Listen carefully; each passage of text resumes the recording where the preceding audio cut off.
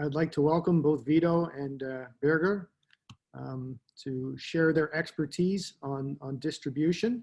And as we get started, I'd like to give them each an opportunity to introduce themselves. Vito, why don't you go ahead and start? Give us a little bit on your background and what you've done. Sure. Hi, everyone. My name is Vito Petrucci, and I manage the logistics and distribution arm at the Globe and Mail. I've been with the Globe since 2001, and it's been an absolute pleasure. Each year, something new and always fun to show up to work. Okay, thanks, Vito. And Birger, I know that you have a little bit of an introduction as part of your presentation, but why don't you just give us a quick snapshot?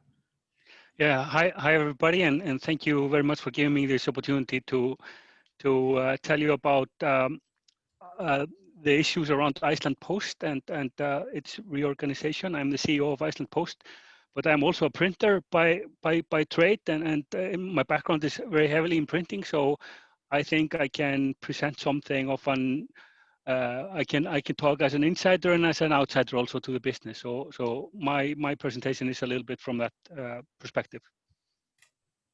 Okay, thank you. All right, Vito, why don't you begin with your presentation? Sure.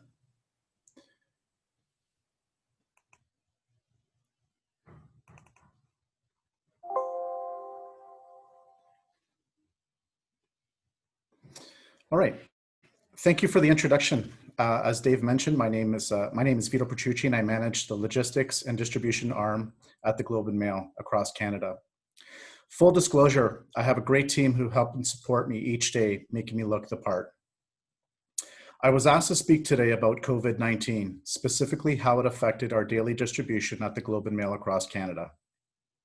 In this presentation, I'll give you some info on what the Globe and Mail is, what our distribution footprint looks like, an overview on how we move product from print site to end consumer, challenges faced during this pandemic, and finally, learning to live with COVID-19.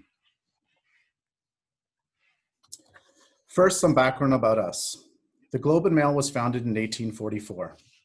The Globe is older than Canada itself. The Globe and Mail is built on our traditional strengths of national and international news, business news, and lifestyle content. We are widely considered as a political and business journal of record. With just under 38 million people, Canada has the second largest landmass in the world, covering an area of over 6,000 kilometers from coast to coast to coast. In order to achieve same-day delivery, we are printed in 5 print sites across Canada. We have 4 main editions: Metro, National, British Columbia, and Alberta. Each edition is tailored to the interest specific for those areas. These editions are distributed across 6 provinces daily: British Columbia, Alberta, Saskatchewan, Manitoba, Ontario, and Quebec. In addition, 6 days a week, we send bulk papers to the Yukon Territory. Although we do not have daily distribution in Halifax and PEI, the demand was still great enough to send bulk papers on Saturday to a couple of vendors who have these products pre-sold. Our delivery distribution is essentially the same setup across Canada. From print site, papers come off press and onto skids, grouped by main truck. From there, loads are trucked to depots and warehouses where they are offloaded, counted, and staged for each carrier. Once a carrier has his or her papers, they validate counts against their route lists. If there's a problem with either counts or complaints, they are addressed right away with the depot manager or site captain. Carriers then prepare product. For example, assemble sections, bag papers for those who request it, organize product in their vehicles, etc., before leaving the depot. Deliveries are then made to customers' front doors and for rural deliveries to mailboxes at the end of driveways. For MDUs, multi-dwelling units or buildings, papers are delivered to the customer's door provided carriers have access to the building. If there is no access, papers are labeled and left either in the lobby or with the concierge. All papers are to be delivered to a safe, dry location and in good condition. Our commitment to our customers is to provide the best-in-class customer experience. Some information regarding our national delivery network. Nationally, we use approximately 76 main trucks Monday to Friday and 83 main trucks on Saturday to transport newspapers from print plant to depots, where carriers pick up their loads and deliver to our customers. Nationally, we operate out of approximately 120 depots. Our delivery deadline in most major cities is 6 a.m. local time, Monday to Friday, and 7 a.m. local time Saturdays. We do not publish a paper on Sundays. On average, our route size ranges between 120 to 250 papers, depending on the day. Delivery windows in the field are approximately 3 to 3.5 hours in length, depending on the area and the day of the week. We have 20 delivery partners, not including subcontractors or independent trucking vendors. These 20 delivery partners manage approximately 2,800 carriers daily. We deliver just under 40 million newspapers per year, which includes the following alternate publications: the New York Times, the International Express, Korean Times, Weekly Guardian, and Western Investor. We use a combination of trucks, ferries, barges, planes, and cars to deliver.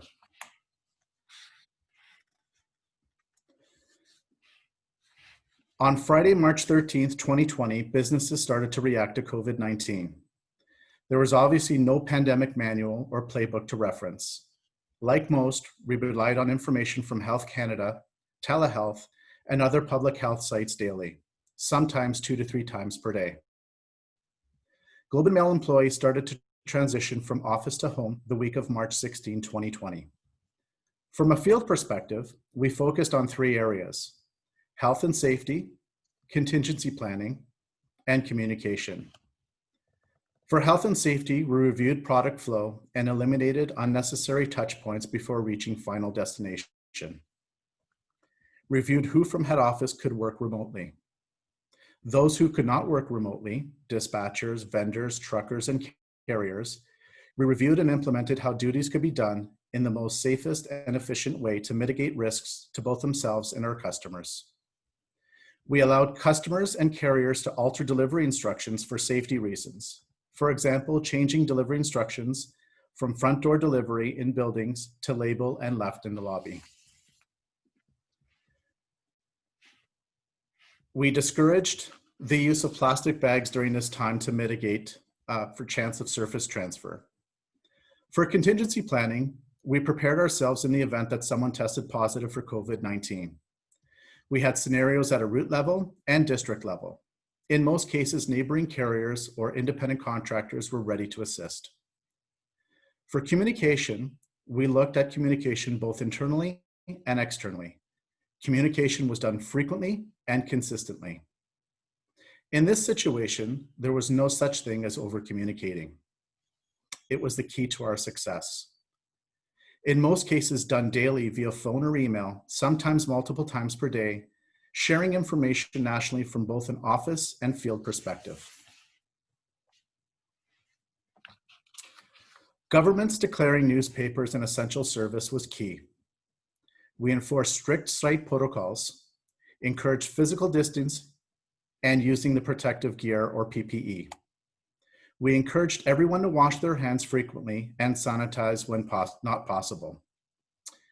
In the event a carrier experienced any illness, for example, headaches, coughs, runny noses, etc., we asked that they stay home and self-isolate for 24 to 48 hours, or until they were symptom-free without penalizing carriers for not showing up to work. We asked each independent vendor to document key information from anyone who showed symptoms outlined by Health Canada and report it to us at head office immediately. In order to implement contact tracing, this documentation would include names, dates, interaction with other carriers for each depot each night.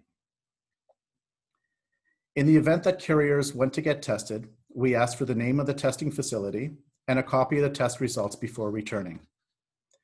We experienced access issues with buildings and condos. Specifically, We had hundreds of unique buildings locations with restrictions as a result of COVID-19. Of those unique buildings who restricted access, there was approximately 1,600 subscribers affected. Corporate accounts, lounges, airports, and retailers were severely impacted as a result of no traveling and working from home. We noticed an increase in suspensions, specifically from multi-dwelling units and long-term care homes due to fear. We continue to inform customers regarding the steps taken to ensure product is delivered safely, as per the guidelines outlined by Health Canada and Public Health. Misidentified cases was another challenge. Dealing with a number of independent carriers who thought they had COVID-19 because of code-like symptoms. Again, asking them to stay home for 24 to 48 hours, self-monitor, and self-quarantine. If they still had symptoms after 48 hours, we asked them to get tested and made it mandatory to provide a negative test result before returning to duty. Impact from COVID-19. We noticed that our home delivery subscriptions increased, specifically on Saturdays. This was due to subscribers not traveling. Down routes and routes without assigned carriers practically went away. Decrease in gas prices helped carriers with their net pay. Because of the lockdown, there was no sports, arts and entertainment, travel to write about on Saturdays, which in turn led us to combine sections, eliminating our pre-packs. Pre-packs are sections printed earlier in the week, assembled into the main section in the field by carriers. This eliminated approximately 30 minutes per carrier in prep time, depending on the route size. Customers' expectations also changed. Many were working from home. Customers were more forgiving in the event that late deliveries or willing to accept lobby drops versus front door deliveries. In the end result was improved overall service levels. Learning to live with COVID-19. This is our new reality. We know that this is far from over. People's lives have changed going forward. Many have lost their full-time jobs. Some carriers who delivered newspapers to supplement their income are now doing this full-time. We still continue to encourage physical distancing, mask wearing, and frequent hand washing. We continue to listen to the experts and rely on Health Canada and public health guidelines. We continue to communicate to our partners frequently, and we continue to learn to live with COVID-19. Thank you.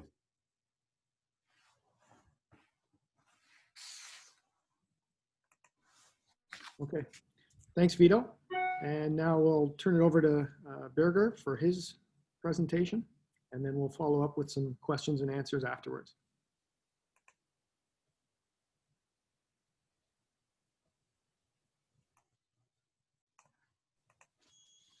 I believe Vito's going to share that screen. Yep. Yeah, hi. Yeah, we had some technical problems, so Vito's going to help me out with the presentation.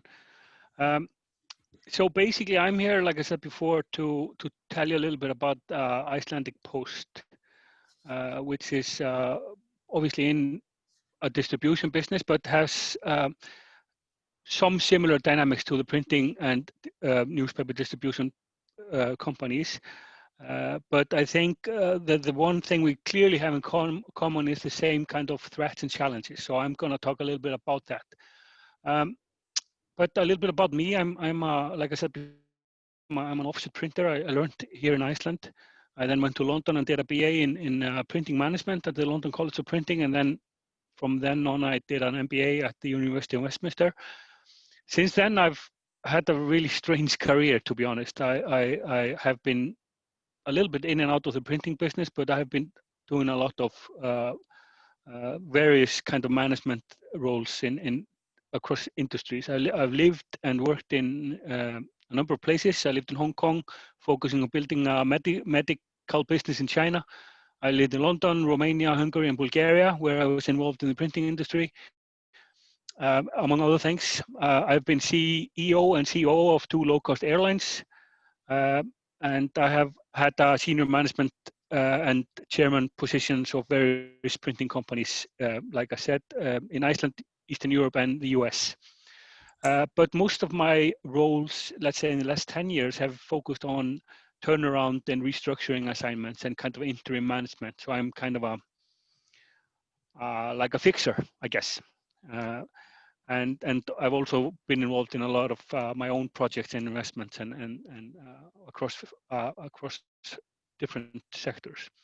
But like I said, now I'm working at the Iceland Post, where I started about 1.5 years ago, I guess.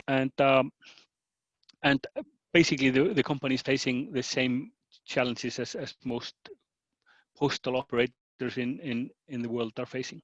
So we are trying to restructure the company to meet those challenges. Maybe the next slide, Vito, if you please.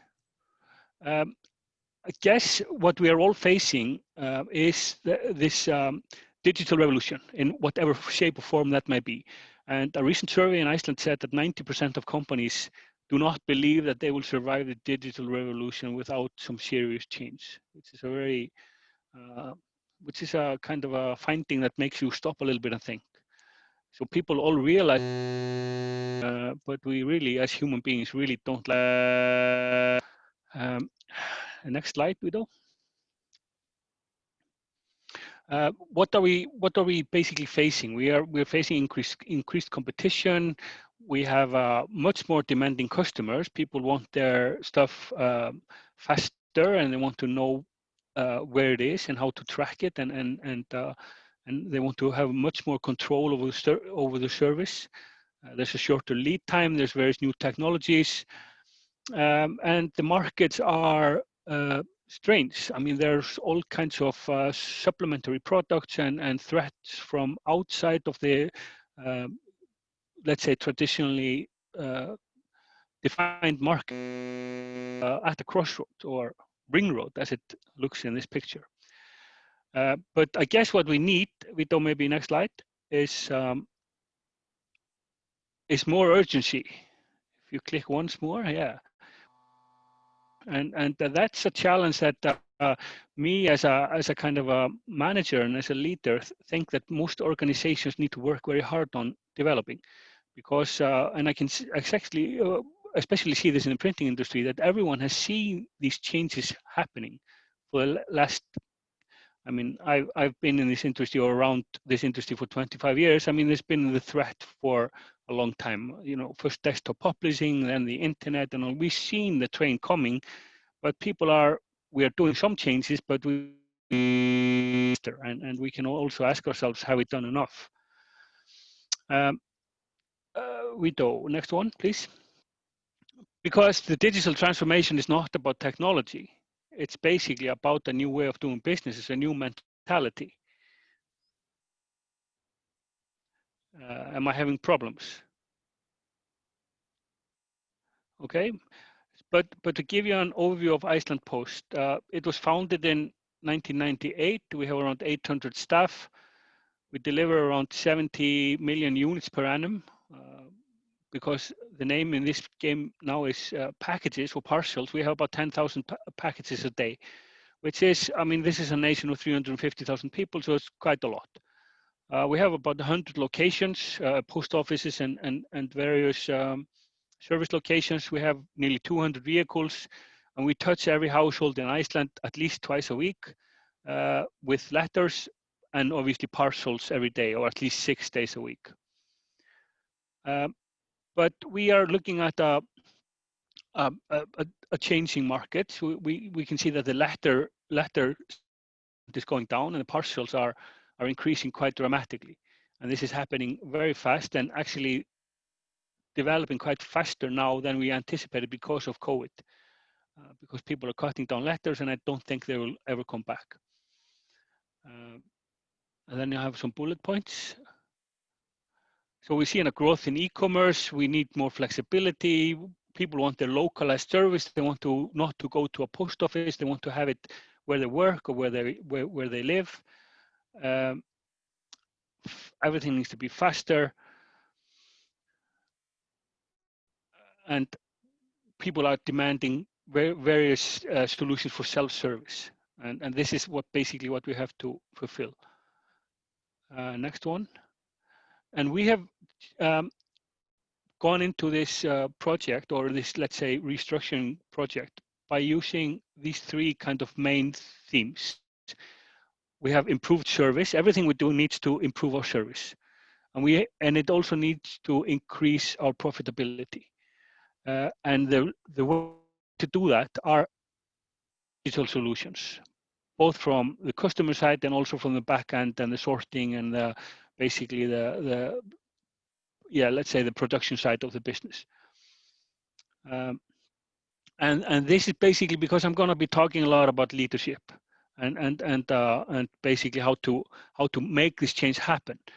And this is kind of the mix that we're working on. And we need the strategy. It needs to be very clear. Maybe just give me the bullet points all at once. So we need to have a clear vision. We need to have clear objectives. And most importantly, we need to have the right people, and they need to be empowered to make decisions. We cannot rely on hierarchy and structure and the old way of doing things. We need to assess what our internal competencies in terms of technology is, and select the right suppliers to work with us that complement the things that we cannot achieve ourselves. And the culture is the main thing. We need to have people that want to change, that want to work in teams. There needs to be a very strong senior management support, and from the board level. We need to encourage teamwork and leadership. We need to have a very flat structure. And basically what we did here is that we moved offices. We have an open plan office. There's no Mr. and Sir and Ma'am. It's just like we're just working together. And we need to have very clear KPIs and very clear goals that everyone knows what the fight is about. And next one, Vito. So just to give you a key point of how we are doing, we have basically managed to build a quite healthy operating profit, at least for a postal company. We have a margin of about 8% now. We work here in EBITDA, which is basically our let's say our potential to meet the financial obligations, but we can say it's operation profit. But it's currently at 8%. We used to have 2%. We have, in the last 1.5 years, we have been able to reduce our interest-bearing debt by half. So it's now 3 times EBITDA. And we basically can see that we are operating very close to bottom line profit, which is the first time this company has done that in years. And we're doing that even though we're seeing a 12% drop in revenue because of COVID, which is quite an astonishment fact. We have reduced our staff by 25%. And we have done that without changing any service levels. We have not closed any post offices. We have not reduced service of any kind. It's just a different way of working. And we have managed to raise our revenue per employee by about $1,000 per head, which is quite good in a very stagnated business. And we've done this not by only reducing frontline staff. We have also, like I said before, reduced our overhead. We have 30% fewer managers. We have 25% fewer IT people. We have nearly 30% fewer general office workers. So this is all done just by empowering people and just let the people work that know how to do things. We don't need to have everyone looking over each other's shoulders all the time if people know what the main objectives are. Just a little bit about how we have improved our service, and I know this is nothing new to you guys working in various countries. Next one, please. We have launched in this year, we have launched a new app to give our customers the control they need. They can now select if they would like their parcel sent to their home address or to their work address, or basically make all kinds of changes and adjustments in the app. We have invested in postal lockers and placed that around the country. We have created very strong partnership with retailers to deliver various postal services within their shops and service stations. And it basically is opening up the possibility to decrease the cost of the, let's say, traditional distribution network of a postal company, while giving the customers much better service. But so you can almost say that we are now sailing into a scenario where people have 24/7 service of the post, both to receive packages and also to post them. The key to all this is human resources. And we have a fanatic focus on leadership training. And each manager within our company that has anyone working in his team undergoes a very strong and very focused training program. We really encourage people to think like senior managers and owners. Even though you're manning a small post or you're running a small post office somewhere out in the countryside, we encourage you to make decisions, and we give you the responsibility and the power to make the decisions to run it like you own it. Use your experience, your initiative, the business goals, because it's my responsibility and my senior management team to communicate it, what we want to see. And I cannot tell you how many great ideas we have had and how many great ideas we have executed that have come basically from people within the company. They did not come from me, or they did not come from my senior management team. And even though I am like an outsider that is coming into the company with a task to turn it around, I'm very, very sensitive to the fact that the solutions are not based with me. They're based with the people that actually know about the business. And I asked the question, how else can you change the culture of a company with 800 people across 60 locations in a small nation? You have to use the head of the people. You cannot just tell them what to do. And you have to communicate the goals constantly and over communicate them. And you need to use technology, videos. We have a workplace, which is kind of intra-company Facebook, social media, and everything. You have to constantly be rapping on about these objectives. Another thing that we are working with, which I think that many people find interesting, is we are working with a concept of codependency, which many people link to alcoholism. So you're basically codependent with someone that is using alcohol or drugs. But we believe here that this is the main problem with all companies. Doesn't matter if it's an airline or postal operator or printing company or whatever. The main problem is that people are afraid of dealing with the real situation with honesty. So you always hear things like, this is the way it's always been done, and we are willing to accept that some staff member or manager does something that is not productive, and you can always say, well, he's been like that for 20 years, and so he's so old he will never change and all that. This is a human element in communication, but it's so damaging to businesses. It's so expensive. And I'm I try to be a pretty nice guy, but I have a pretty hard view on this. And I can just say that, we are just buying and selling services in the let's say, in the employment market. So if people do not fit in, or if they do not want to fit in, and they don't show ambition to take part in a winning team, they can hinder the process, they can slow the process, and they have to leave. They have to go somewhere else and find another place in life. We want to have a success, and we want to win, and we don't have room for passengers, but we have all the room in the world for people that want to do good. So what we encourage people to do is to make a kind of a contract. Each team makes a list of rules of behaviors that they want to see and how they want to communicate in the team and all these kind of things. So we can always say, if someone breaks the rules, you can always say, hey, listen, my friend, you remember, we are not going to do this. This is not constructive. And we call this top behavior. So we want to have people, because we each as an individual, we can show both.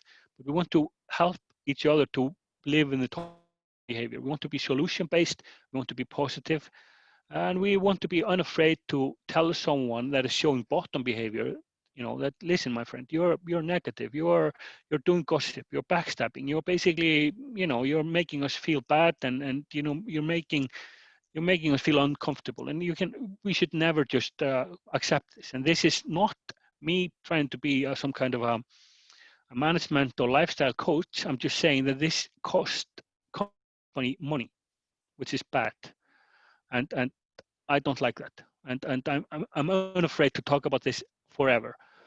And the way we treat it here is that our human resources key performance indicators, the KPIs, we treat them as equally important as the financial and operational KPIs.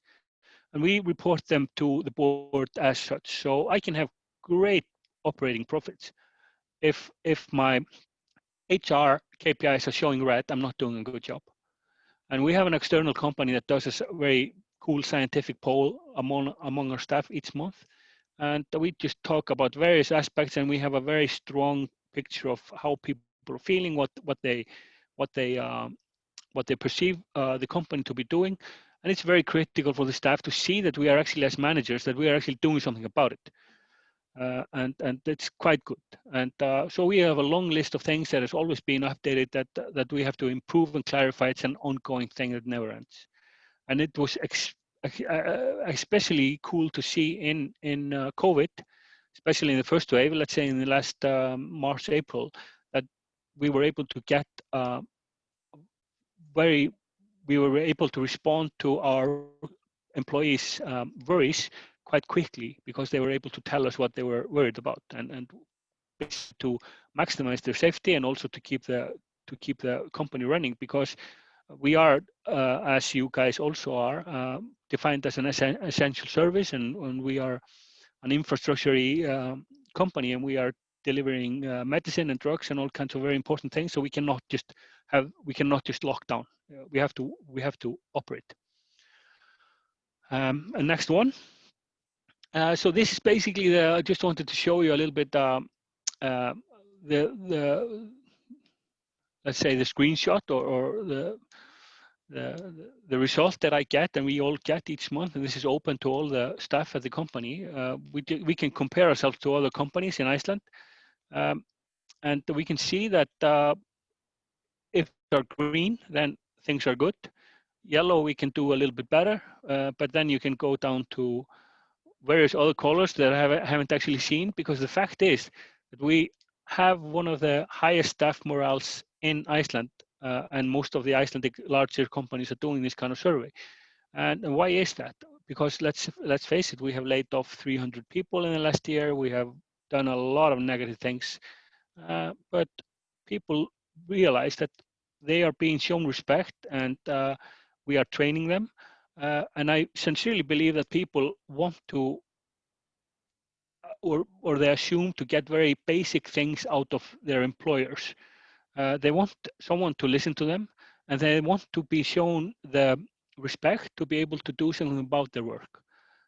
Just someone to listen, consider your ideas, and treat you as a valued team member. And if that is done, and you can explain to people why you have to do difficult things, they're not stupid. They understand the big picture, and not to treat them like hired help, but treat them like part of your team. Next one. So my takeaway message for this session is that I would advise anyone, regardless of what industry you're in, but especially within our industry, like the printing and postal and many other industries that are being threatened by this kind of fast-moving digital environment, empower the staff. I've entered so many companies in this kind of turnaround project, and it's nearly always that most of the groundbreaking, key, critical ideas are within the company already. So it's not within the current senior management. For some reason, there's some some political things or something. It's not being executed. But if you talk to the right people, you will find out what needs to be done. I would say to anyone, break down all silos and hierarchy. Create teams, give people respect, show them what the main objectives are, but please do not go into this old military style boss of bosses and this kind of thing. It kills everything. Create a healthy mix of new ideas with new people, mix it with existing know-how, have a very clear, simple strategy and over communicate it. Say it so many times that you are physically sick of hearing the same words. And create this environment of urgency. I mean, I know from my experience and within the printing industry and also in the postal industry, I'm seeing in this company that people have been working in the company for 20 years or 30 years, and that's usually a badge of honor, and it should be a badge of honor. I have a lot of respect for that.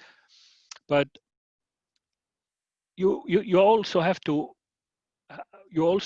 be aware that it takes a very special person to be a change agent and to be a revolutionary within an environment that they have grown up in. It's very, very difficult to do.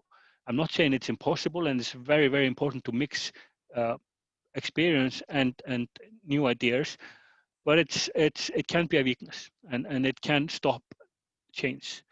And then lastly, and most importantly, it's very important to have fun and enjoy your work, have a nice people that you work with, and just enjoy life, because that's what it's all about. We should enjoy things. Thank you very much.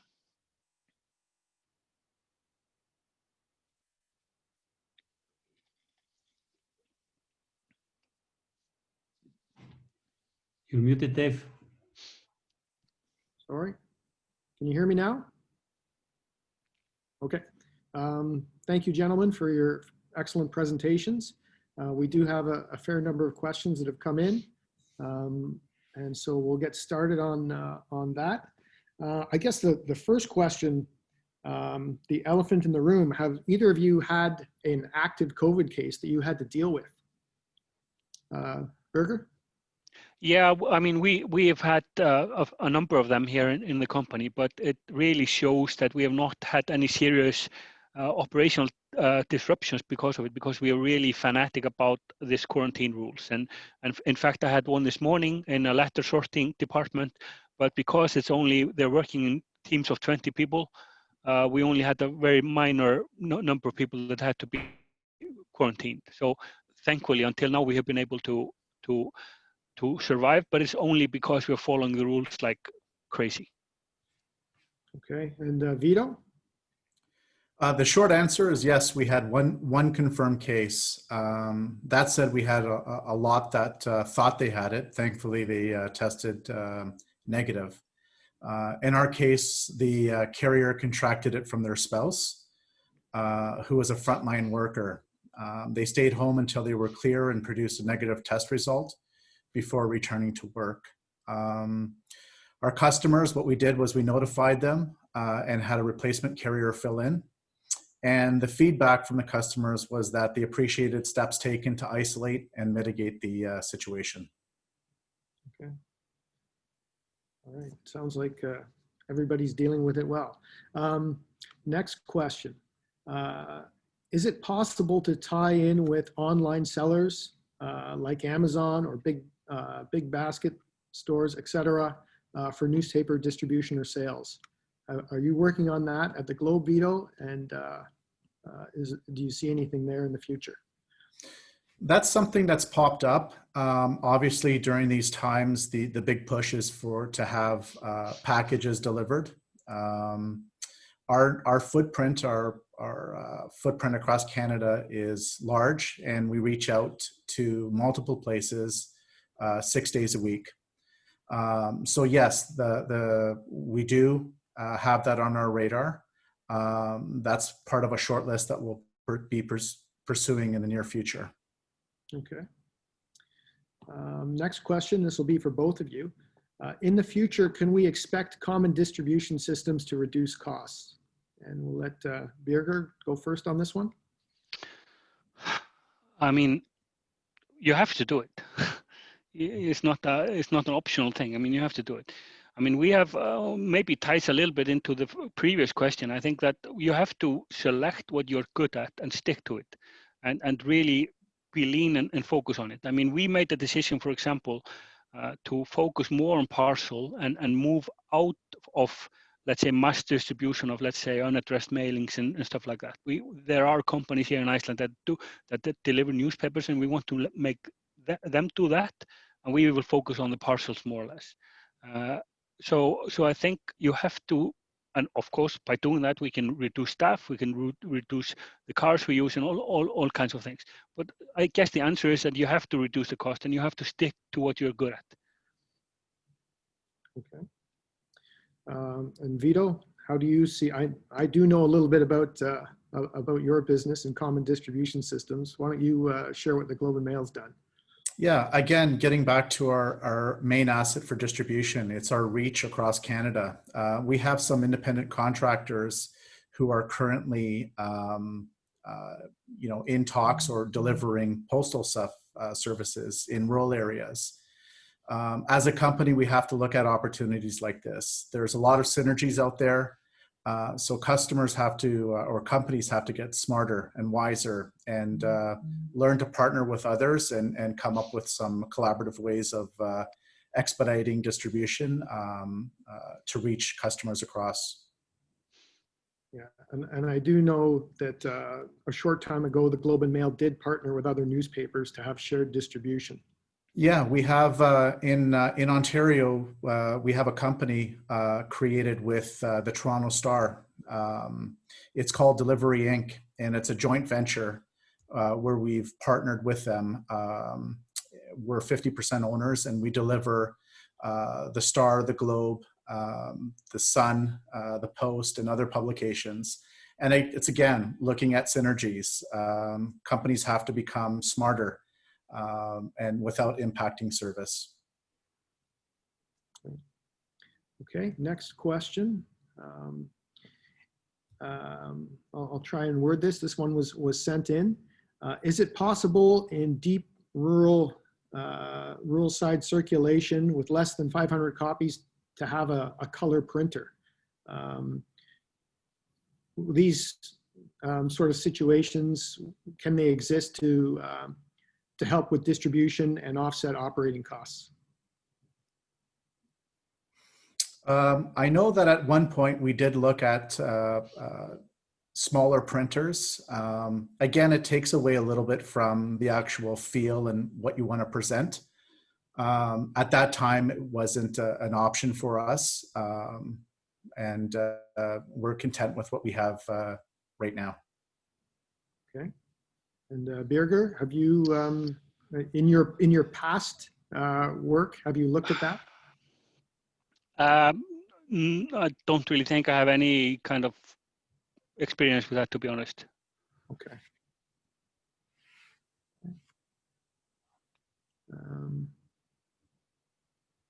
Next question. Can customized newspapers be distributed in COVID crisis to add value? So I'm not sure what a customized newspaper might be. This is a question from the outside. Do either of you gentlemen have thoughts on this one? What we've done is if it's COVID related, we've obviously tried to create an information package with all our publications to have something that's kind of, just because of the lead time, product needs to be, our editorial has to close the information. It has to be sent over to the printers and then plated and printed. So there's not a lot of wiggle room there to create something different. So we try to capture as much content in our paper as possible. And then on the weekends or with pre-packs, we would try to create some sort of custom content, dealing with specifically for this question, COVID-19. Birger, do you have anything to add to that one? No, I'm not really an expert on this, I have to say. Fair enough. Next question from somebody outside. Traditional distribution system needs to change to be more innovative. Is there something that can be done with customers, promoting live offers, supplying newspaper when they demand buyback? And I don't think we're familiar with that in Canada, which would reduce the consumption of virgin newsprint. I would assume this is from a different market in the world where they might struggle with newsprint. In Canada, we're pretty solid. We do have an abundance of trees and so forth, where we probably ship as much as we consume. So any thoughts on that question, Vito or Birger? I mean, I can see in general terms here in Iceland, at least, that there's a very negative perception of paper. And I mean, I have to say that I don't really think that the printing industry is answering those concerns, or I don't sometimes think that the printing industry understands those concerns, because people are always talking about sustainability of paper and trees, and everyone knows that paper per se is a sustainable product, but there's so much things around the distribution and you know, the operation itself that is not so sustainable. And I can see that. I mean, we are here in a Scandinavian country, and people are very, very actively, and even the municipality here in the capital city, Reykjavik, is delivering stickers to each and every household to basically decline any kind of free newspapers or mass market mailings or anything like that. And you know, we in the printing industry can talk among ourselves till we're blue in the face about that no one understands it, but it needs to be addressed somehow, because this is basically killing the market. So this is I think to the let's say paper-based companies or industry. Okay, and I think we'll just go with one more question before we tie this up. For both of you gentlemen, what will be your priority post-pandemic? What is the big thing that you're not working on that you need to be working on? Vito, why don't you go first? Post-pandemic, our priority is still safety for our coworkers and independent contractors, as well as our customers. We continue to communicate with them to ensure that we're, so that they know that we're doing everything possible to mitigate the spread of this this disease, and that'll still be priority for us. Okay, and Birger? Well, first of all, I hope we will some point in time be in some kind of a post-pandemic situation. I hope that we can see an end of that. But I guess that we need to just find ourselves again in how to deal with the dynamics that are being created in this pandemic. And by that I mean that, for example, letters are dropping and people are using the opportunities, and companies are using the opportunity of the pandemic to basically do all kinds of changes to their distribution and to their marketing methods that maybe they can't get away with because of everyone is so aware of something needs to change. You know, so you are being given the.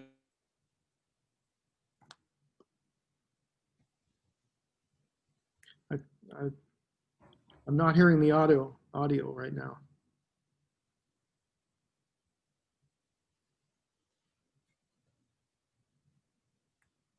Okay. Ingi, did you want to jump in? Yeah, I mean, I'd just like to thank you all for great presentations, and this has been a very good talk.